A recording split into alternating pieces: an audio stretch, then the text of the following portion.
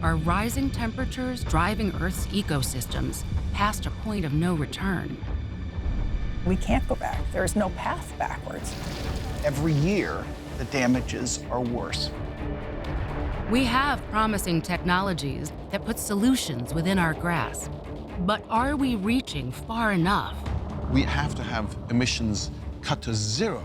Even if we stop emitting CO2, we still have the CO2 we've already emitted. So scientists are building a new toolkit It has power. to ensure a prosperous future. Our society has to survive. We need to reduce the heating effect. Cutting-edge solutions It's going to be revolutionary. It's like science fiction. And there's the balloon up there. and high-risk measures. I really hope we'll never have to do this. It's really important that humanity has a backstop. In a race to discover, can we cool the planet? Right now on Nova.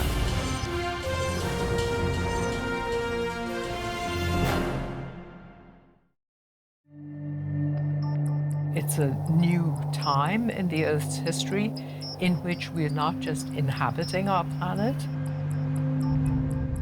we're operating as stewards of the very thing that we're living on. Since the Industrial Revolution, humanity has been running an unintentional experiment in Earth's atmosphere, pushing the climate to new extremes. Things are going to get hot. Oh, you can feel the heat. This is insane. Oh my God. Attitudes have changed rapidly because everyone can see for themselves the climate change that is occurring. A child born today will witness across her lifetime a planet transformed by rising temperature. I got you.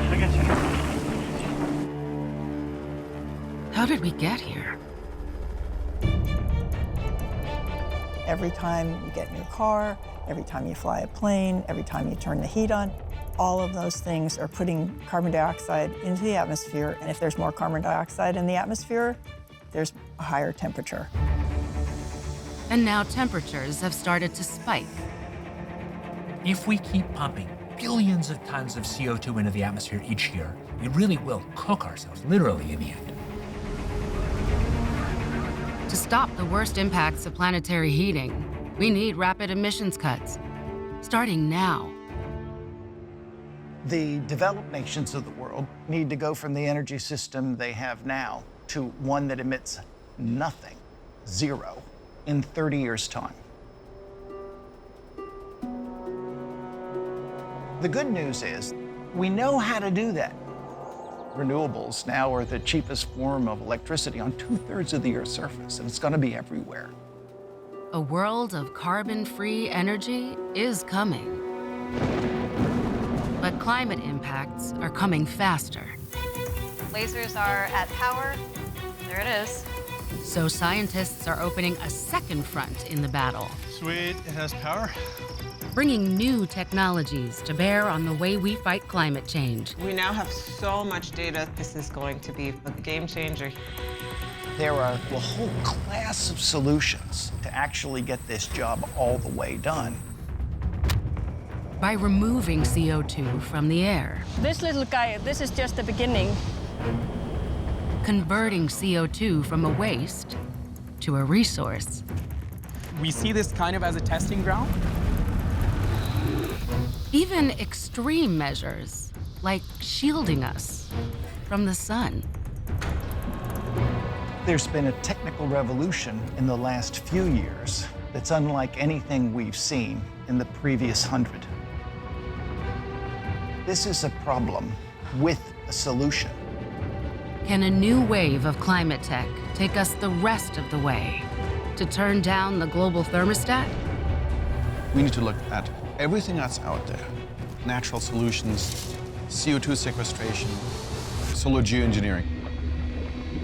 There may be this idea out there that nobody has come up with yet that could be really transformative.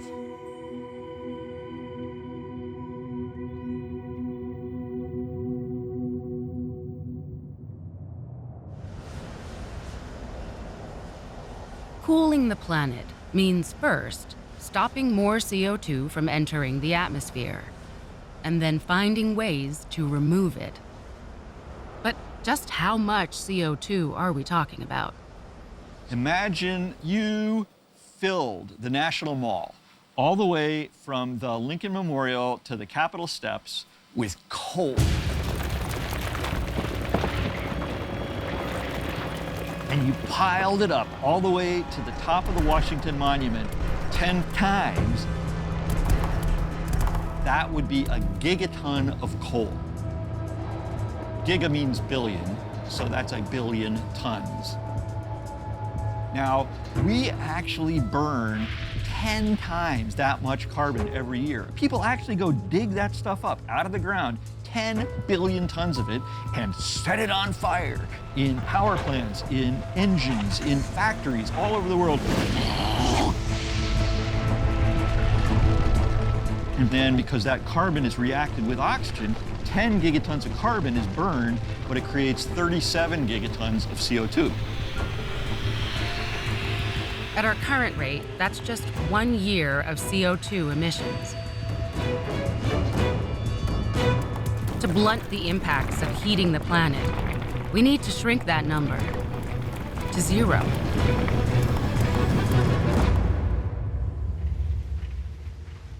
But there's another problem. The gigatons that came before. The single most important fact about climate change is that the carbon dioxide that we emit into the atmosphere stays there for thousands of years. Year after year, we live with the carbon dioxide we've added over time. Nearly 1,000 metric gigatons since the Industrial Revolution began. Almost everything we emit stays there. It's staying there until you do something about taking it out. Pulling CO2 out of the air. It sounds futuristic, but it's a problem we've encountered before. Remember Apollo 13? It was all about CO2 filtering, right? That was the big problem, how to get the CO2 out of the air.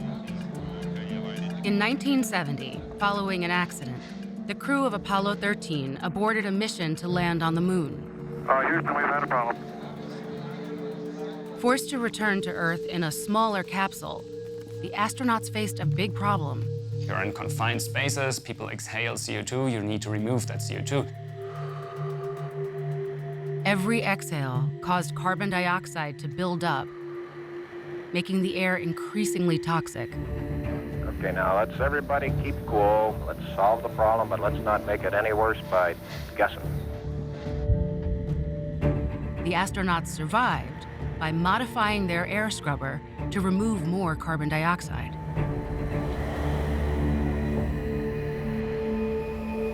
Inside the scrubber, negatively charged sites on the filter polarize and bond with the CO2, removing it from the air.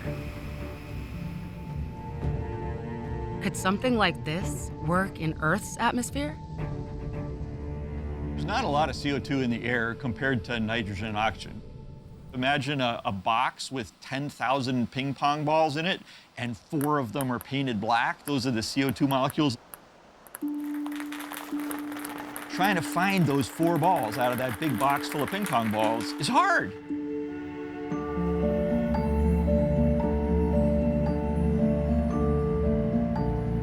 Removing CO2 from a spacecraft is one thing. Removing it from our atmosphere poses a much bigger challenge. Is it realistic? Most people to whom we told we are taking CO2 out of the air would say you are crazy. But here you see a full-scale direct air capture plant. You see it consists of 12 individual modules capturing the CO2 out of the air. Jan Wurzbacher is a co-founder of Climeworks, a Swiss startup specializing in what's called direct air capture. Through this side, we suck in ambient air with 400 ppm, that's 400 parts per million CO2. And on the other side, we expel about 100 ppm CO2 content, so 3/4 are kept inside. A filter with highly reactive chemicals called amines catches even small concentrations of CO2. Heating the filter then breaks the bond. You release the CO2 and you can extract pure concentrated CO2, and then you start all over again.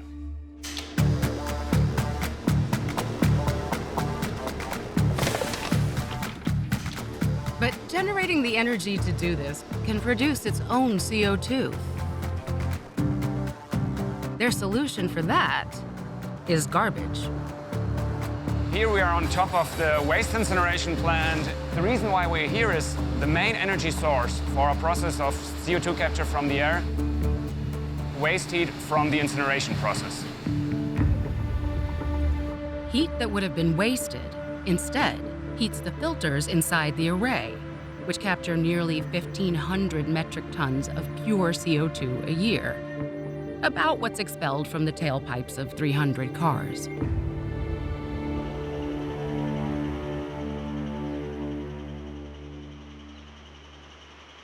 Once you've pulled CO2 out of the atmosphere with a direct air capture machine, the question is what to do with it.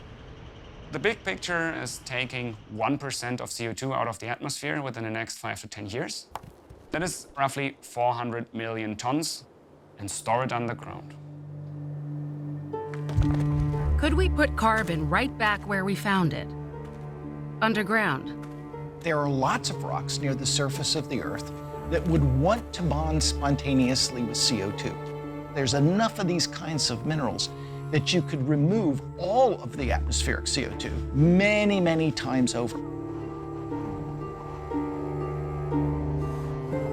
One of the best places to try that out is Iceland.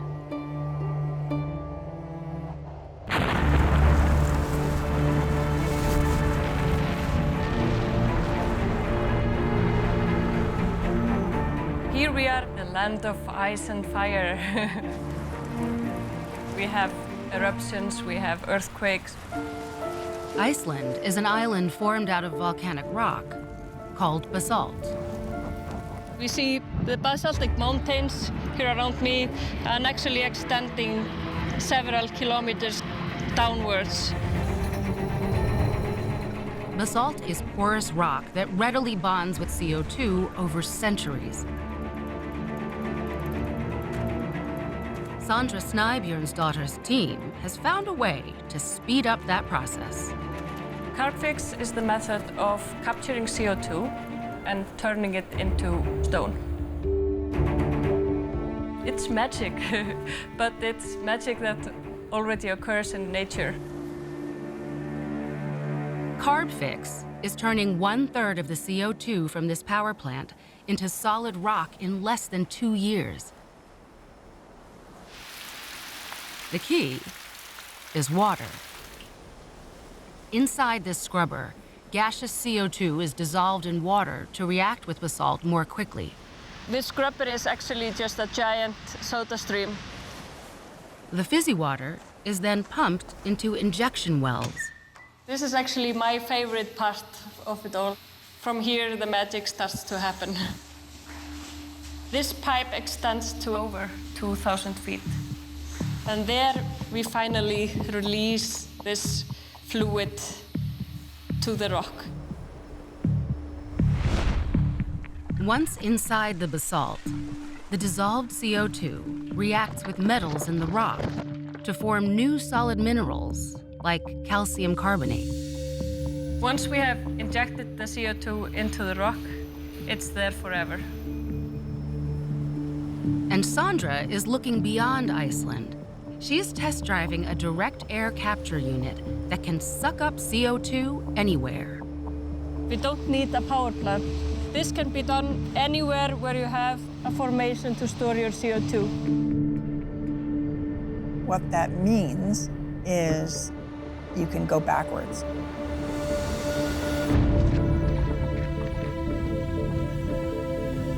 You can reverse the process of emitting carbon dioxide into the air. Negative emissions technologies like direct air capture could play a role in reaching net zero, the moment when humans remove as much CO2 from the atmosphere as they put in. So why isn't this the ultimate answer to our CO2 problem?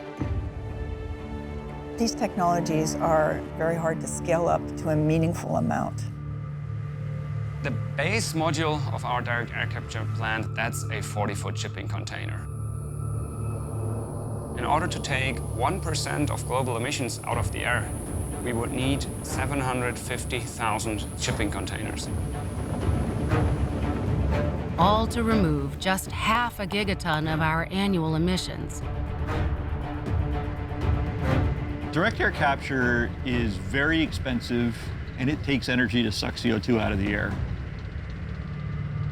So I hope you're not imagining direct air capture vacuuming up the entire fossil fuel emissions of the world, because that ain't gonna happen. We'll need lower cost, clean energy everywhere before the promise of direct air capture can meet the scale of the problem. M7 is on. So some are exploring another idea, recycling our emissions. Correction factor 0.7. We need to think about this problem very pragmatically. We can electrify a lot of things, but there's certain parts of the energy system that are extremely hard to decarbonize.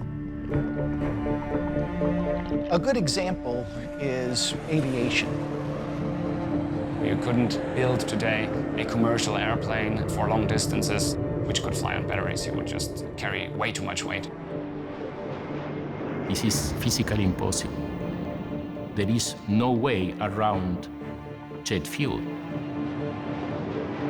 We need to be producing fuel that when you burn that fuel, it doesn't emit carbon dioxide. Remo, go ahead and rotate. Aldo Steinfeld thinks he's found a way.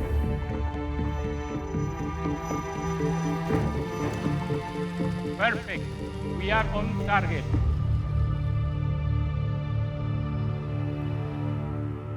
We have demonstrated that we can produce liquid hydrocarbon fuels from two ingredients: sunlight and ambient air.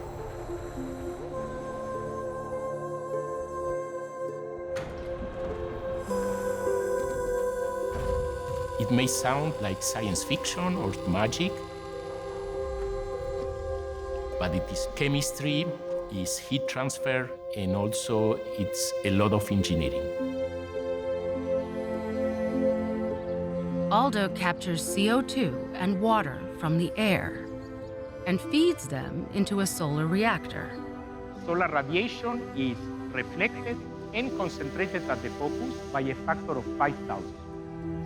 It is like the intensity of 5,000 suns. Concentrated solar energy drives a reaction that generates a synthetic gas, which can then be converted into fuels. And here in my hands, I have an example of solar methanol.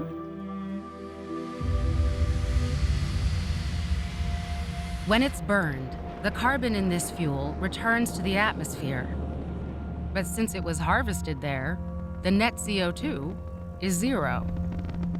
This is called carbon neutral, and hundreds of scientists like Aldo are working to make carbon neutral fuels a reality. If they succeed, annual net emissions could drop by as much as 1 billion tons. It's going to be something revolutionary. But with these fuels up to 6 times the cost of standard fuel, it's a revolution that has only just begun. But it raises the question, what else can we make by recycling CO2? Carbon is this incredible building block. Think of it like those little sort of Lego toys that we used to have, only there's 4 little plug-ins for it. So you could bond carbon to carbon to carbon to carbon to build all kinds of stuff. Imagine a world where everything around you is made from carbon emissions, from the products you use every day to the clothes you wear. This ad from the X Prize Foundation pitches a future where recycled CO2 shapes our world, and a $20 million bounty to make that a reality. We announced, hey, there's a $20 million prize out there. We're looking for innovators around the world.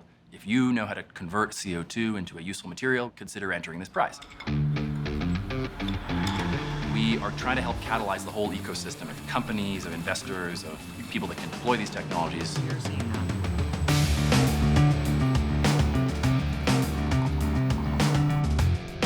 The Carbon X Prize has brought 5 of the finalists here to put their innovations to the test. They're setting up shop next to a plentiful supply of CO2.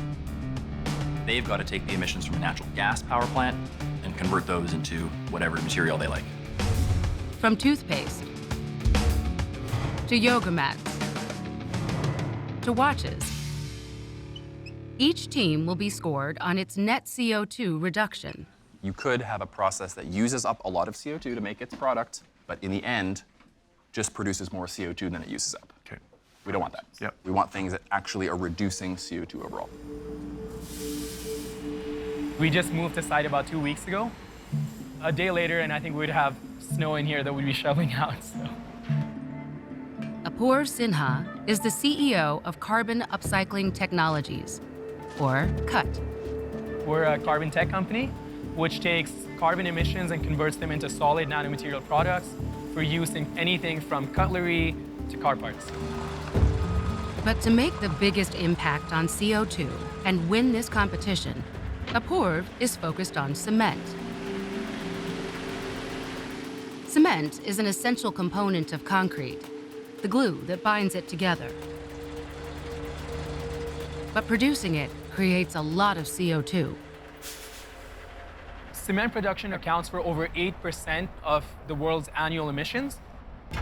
If all the cement producing companies were a country, they would be the 3rd largest emitter in the world. Apoorv's process converts CO2 into a needed ingredient for concrete. And he believes it will also reduce the amount of cement that concrete manufacturers need. He starts with an industrial waste powder left over from burning coal, called fly ash. With the reactor that we have behind us, we're scaling up and commercializing an enhanced fly ash, where the fly ash has been chemically activated to capture CO2. As the reactor spins the fly ash, we inject CO2. Ball bearings coated with a catalyst speed up the chemical reaction. As the ball bearings rise and fall, the motion breaks up the fly ash and roughs up the surface so that more CO2 can be absorbed. As the CO2 penetrates the fly ash surface, it forges tunnels along the way. In effect, carbon dioxide has bonded with fly ash to create a nanoparticle with more reactive surface area, which can bind concrete together and strengthen it with less cement. If concrete producers are able to use less cement in their production, they could considerably reduce the emissions that come from their industry. The question remains, is it strong enough for concrete makers to buy it? We just want to make sure that the technology's good and that it works really well. One of our local partners is a family-owned Calgary-based concrete business called Burnco.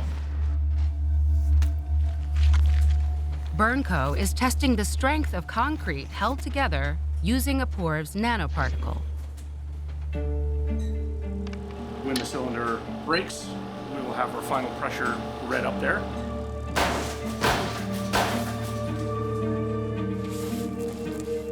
These are impressive results. In normal production, you're looking for changes of 3 to 4%, and these are showing results in double digits. It's very encouraging.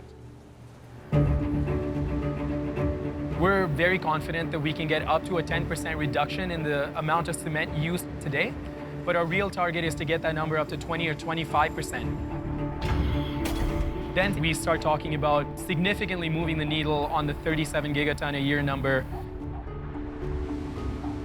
But even if these new technologies can scale to their full potential, they could only lock away a fraction of our emissions. The total volume of CO2 that we create in the atmosphere is so much bigger than the volume of any product. I think people are losing track of the central issue, which is which is we have to reduce net CO2 emissions. The easiest thing, believe it or not, is to burn less carbon, right? To not generate the CO2 in the first place. Carbon-free energy, like wind, solar, and nuclear power, can drive down most of our annual emissions. And the rest could be offset with negative emissions technologies that remove CO2 from the air. We will do it. We will get to the day with our global celebrations. We get to net zero day, where we brought human CO2 emissions to zero. I think it'll happen in my lifetime. It is doable. But on that day, we have not solved the climate problem. All we've done is stop making it worse. The problem that remains is heat. The temperature of the Earth is determined by heat coming in from the sun and heat going out by radiation out to space. Every single day, CO2 from our past emissions traps energy in the Earth's system. The same amount of energy as 500,000 of the bombs dropped on Hiroshima, detonating at once. That heat is altering our climate. What's it going to be like when, 3 months of the year are 115 degrees? When vast ecosystems have died out? People are going to push for doing something about this. And many fear Earth is approaching a tipping point that will trigger rapid change. The uncertainties that keep me up at night are, what if we aren't doing enough and there's some monster lurking behind the door that all of a sudden comes out into the world among us?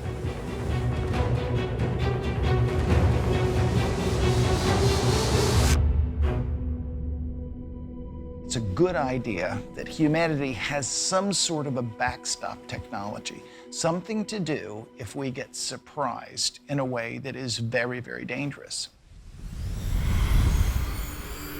Some think that backstop could be solar geoengineering. It's a way to intercept sunlight coming into the planet to cool the planet. The core idea is that humans might deliberately alter the Earth's energy balance to compensate for some of the warming and climate changes that come from greenhouse gases. Geoengineering the climate is a controversial idea. But nature can show us examples of where we might start. Clouds. A cloud is just water that's condensed down onto particles into small droplets. These collections of droplets are, in effect, floating sun reflectors. Clouds play a huge role in controlling the climate because they control the reflectivity of the planet. Especially over the ocean, you go from sunlight hitting a very dark surface, where a lot of the sunlight is absorbed, to sunlight hitting extremely bright surface, reflecting a lot of that sunlight back to space. Sarah Doherty of the Marine Cloud Brightening Project is working on a way to boost that effect. Can we add really small sea salt particles to clouds in a way that significantly increases their brightness, and do so over enough of the ocean that we would have a significant impact on the global temperature? But how do you make saltwater particles and launch them up into clouds? What we need is a nozzle, like you'd see in a sort of a snowblower, except that the particles that we want to produce are about 1,000th the width of a human hair. So Sarah's working with an engineer who knows all about machines for spraying superfine droplets, a concept developer of the earliest inkjet printers. In a different life, I was an engineer and a physicist. I couldn't enjoy retirement anymore and just sit there, watch what's going on. Once you know what's going to happen or might happen, you can't sit down and say, yeah, I'm just going to enjoy life. Armand and his team of retired scientists have been developing a cloud brightening machine for over 10 years. They have been self-funding this research in borrowed lab space. Park is a really good place for them because of our history with aerosols. PARC, or Palo Alto Research Center, has infused the Marine Cloud Brightening Project with fresh expertise and cutting-edge tools. Here, Kate Murphy can make aerosols from just about anything. This is our deep conditioner. Aerosols are tiny particles suspended in air. This is ketchup. For clouds, they're not going to spray ketchup. But Kate can help the team design a nozzle for spraying salt water. Let me just give it a little water, okay? Okay. Kate's expertise will help optimize the size and speed of the particles to propel them into marine clouds. So you're going to be redesigning the nozzle based on your computational fluid dynamics. Well, we hope to be able to understand the effect of multiple nozzles. So we would want to measure things like velocity and direction. These crisscrossed laser beams can help reveal whether Armand's nozzle will hit the mark. The lasers are at power. It looks like our signal's pretty good. So can you measure the vertical velocity? Do you have a measurement of that? That Yes. would be of great interest to us. Park will be working on developing a full spray system, and then we would want to move outside into real atmospheric conditions. On the other side of the world, outdoor research has already begun. Armand and the team have shared their insights with researchers in Australia who are testing cloud brightening as a way to cool the waters surrounding the threatened coral of the reef. That project is targeted and local, but some estimate that cloud brightening on a global scale could offset all the heat trapped by our CO2 emissions. It will probably take a good 15 to 20 years to do all of the research involved with understanding how big of an effect we could have by brightening clouds and also what all of the side effects might be. Those side effects are not well understood and could include disruptions to ecosystems and rainfall patterns. Further research is needed.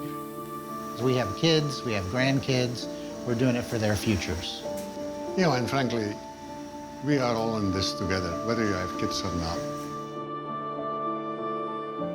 We're more than individuals. Our society has to survive.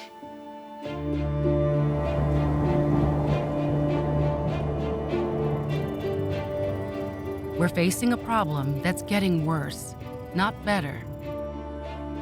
Do we need to consider more extreme measures?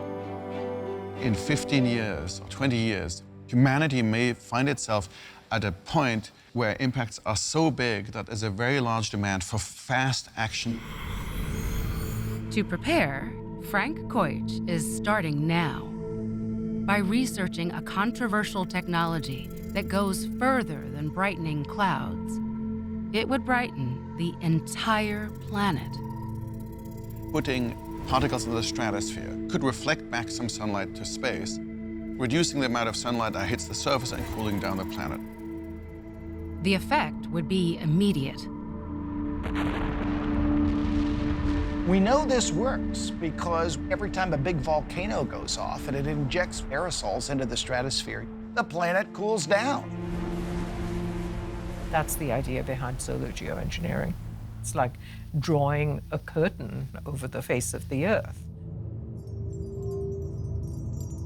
The first time you hear about this, you think, well, that sounds like a really bad idea. How could that not go wrong?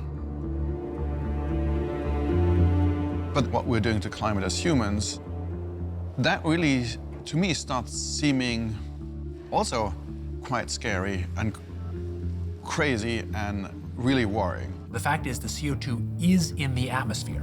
Without a time machine, we can't make it go away. We want to, in the long run, do carbon removal. But during the time that concentrations are high, we might want to do solar geoengineering to reduce the climate risk.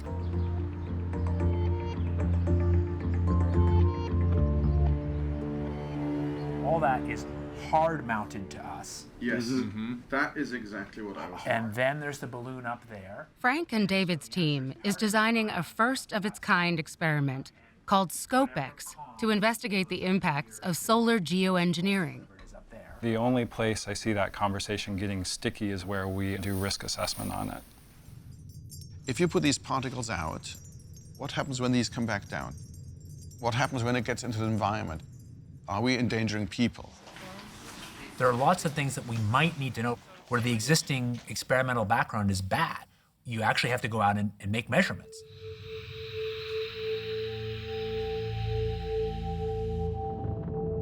The plan is to launch a 100-foot balloon into the stratosphere and release a plume of reflective aerosols.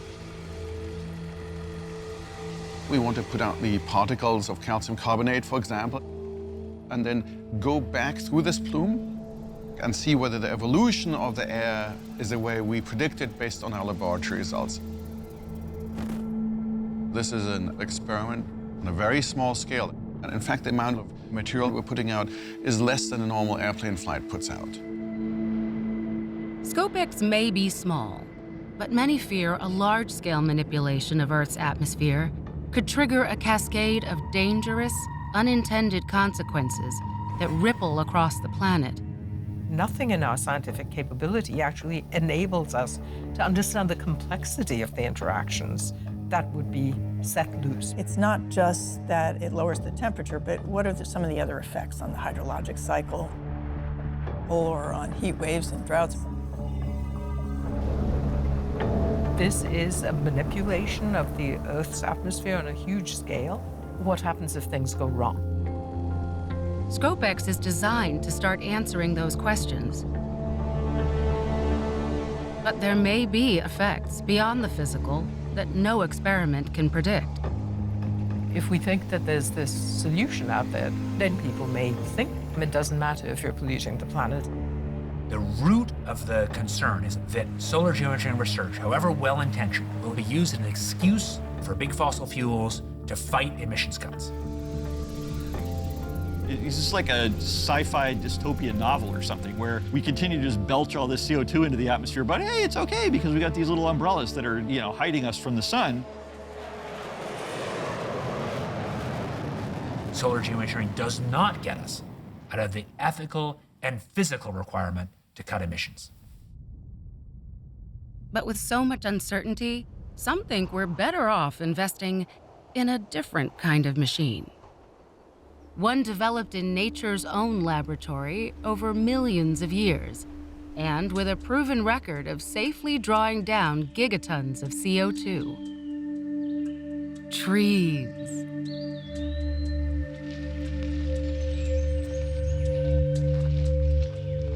When I'm going on a hike through a forest, I have a tendency to look up and say, okay, oh, that tree's about 60 feet tall. And then I try to calculate in my head, okay, how much carbon is stored in that tree. I think this is good. Lola Fatoyimboage is a research scientist at NASA's Goddard Space Flight Center. Sweet, it has power. Loving things work. She and her team are about to see these century-old trees in a new light. Green lights all around. You want to do the honors? There's carbon all around us. If you think of trees as a machine, then trees would be a carbon capture machine. When we're looking at trees, about half of that weight is carbon. Lola and her team want to know how much carbon is stored in this entire forest. To measure each and every tree, they're using a special kind of tool. Lasers. We're using a terrestrial laser scanner that shoots out billions of laser pulses every second and then measures the distance from the instrument to whatever is around it. The data that we get back generate a point cloud. Billions of data points form a 3D measurement of forest volume and the carbon stored within. It's so dense that it almost looks like a photograph. It's like science fiction. This scan may look like reality, but this is data. It reveals that in an area the size of a football field, These trees are storing roughly 150 tons of carbon, all pulled out of thin air. Which prompts Tom Crowther to ask, could we enlist trees in the race to draw down CO2? Our lab is urgently trying to figure out how we increase the area of forests across the globe to capture as much carbon as we possibly can in the fight against climate change. Tom's findings began with a surprising discovery. We thought there was around 400 billion trees on the planet. But we showed that there's in fact around 3 trillion trees.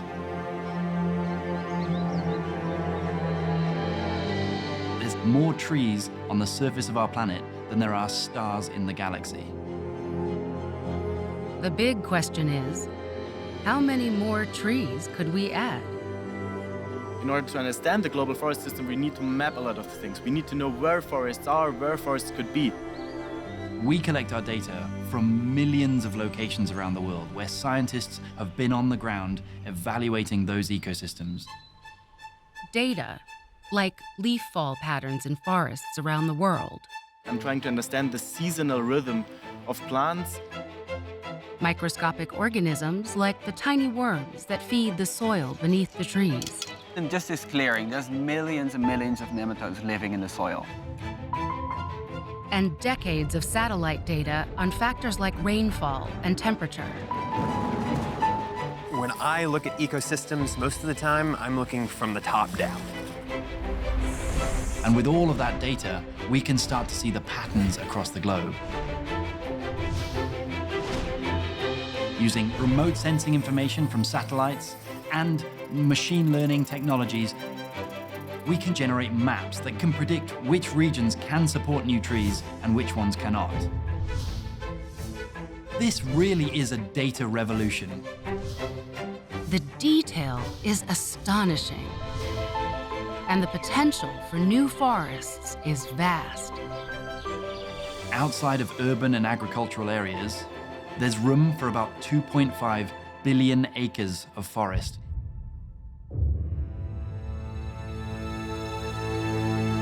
The area we identified equals the size of the United States. So there's a huge area available for restoration. Enough space for 1.2 trillion new trees, all sucking CO2 out of the air. If we were to restore 1 trillion trees, the right types of trees in the right kinds of soils, and have them grow to full health, they could store an additional 205 gigatons of carbon. To put that into context, we've released nearly 660 gigatons of carbon into Earth's systems since human industrial activity began. Restoring global forests and conserving the vital forests that we currently have could take a huge chunk out of that excess carbon. This is a really massive carbon drawdown solution, and we knew that this was going to make an enormous splash. But these findings also made waves. That study is causing a lot of debate. On the one hand, a lot of people are talking about the potential of restoration of forests. On the other hand, I would say a lot of people are very upset about it.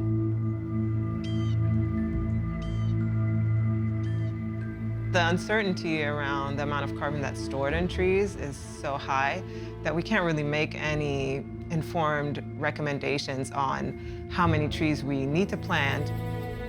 Lola wants to use new technology from NASA to fill those areas of uncertainty with hard data.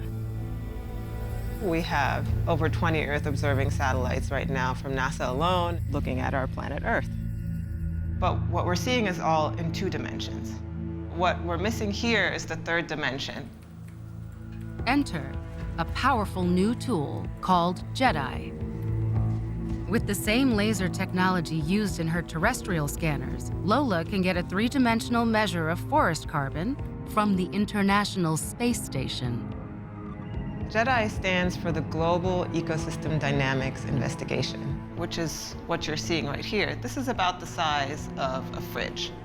You can see the lasers shooting down out of the bottom of the instrument towards the surface of the planet. We actually can see a full profile of plant materials. The game changer here is that this is going to be, for the first time, a near global data set. GEDI will give clearer insight on the carbon new forests could store. But equally important, it can pinpoint the old forest carbon we must preserve. Forests are really important for our water supply. Forests protect us from heat. Forests breathe. They breathe in some ways just like we do. When you lose a lot of the ecosystem services that forests provide, that has a direct impact on the well-being of people. But on an increasingly populated planet, trees are not the only living things competing for land. We already use all of our agricultural land to feed our existing population, and over the next 30 years, food demand is going to double. If you take land to solve the climate problem, you create another problem. So, is there a solution that can solve more than one problem at a time? Some people are looking at ways in which forests can help slow climate change. Our research is somewhat different in that we're looking at grasslands. I want to have enough so that we can do experiments.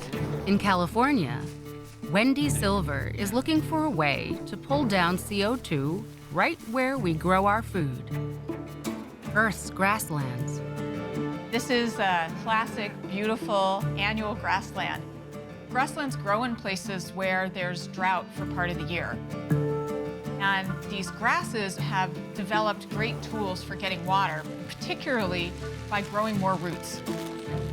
And anytime plants invest a lot of their energy into roots, it's like injecting carbon into the soil. But tilling releases that carbon and degrades the soil.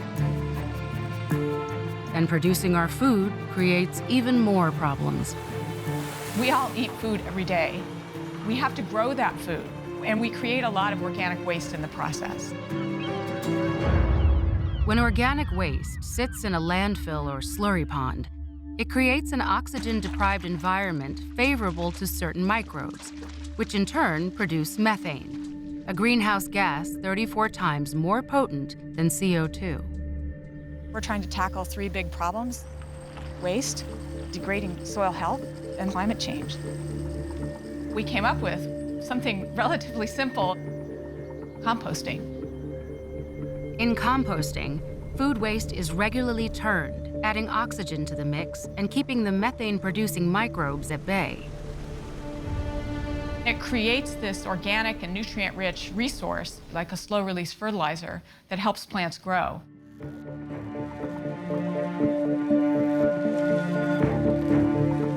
By turning a waste into a nutrient, compost can boost plant growth and potentially turn vast stretches of Earth's food crops into a carbon-storing juggernaut.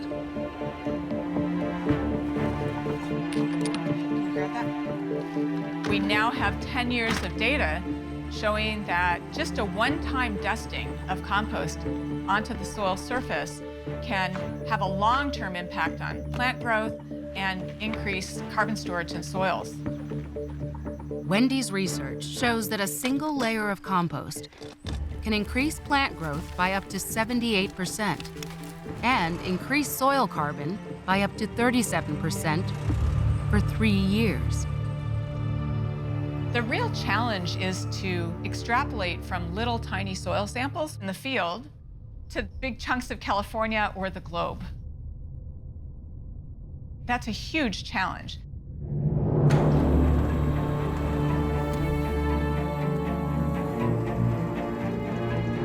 As the hunt for solutions continues in the decades ahead, stopping our emissions remains the most urgent challenge of today. If we really didn't do anything to limit carbon emissions, we would have climate changes as big as the changes from the glacial to interglacial state, and do that in one human lifetime with huge potential impacts. The more of a mess we make, the bigger of a mess we'll have to clean up. We, today, get to decide whether to continue along this path or to dramatically shift our economy off of coal, oil, and gas. Every big transformative solution starts small. It starts with a couple people talking, they make a small version, they make a bigger version, more people pile in. This is one solution, but we need thousands of solutions if we want to tackle climate change. There's no one magic silver bullet that will solve this problem. The main challenge that we have is that these transitions don't happen overnight. We have the tools already, but we really have to start moving. We need better transportation systems. We need solar power and wind power and water power and probably nuclear power. We need to plant trees. We need to manage our farms better. We need direct air capture. I think we probably need it all. We have to start really looking at what can scale up and be maintained for decades, if not centuries. That's the challenge here, but it's an incredibly important challenge. 15 years ago, no one would have predicted that the emissions in developed countries around the world would be dropping. Not fast enough yet, but that gives me hope and should give everyone hope that with a combined might of human ingenuity, we can actually solve this problem.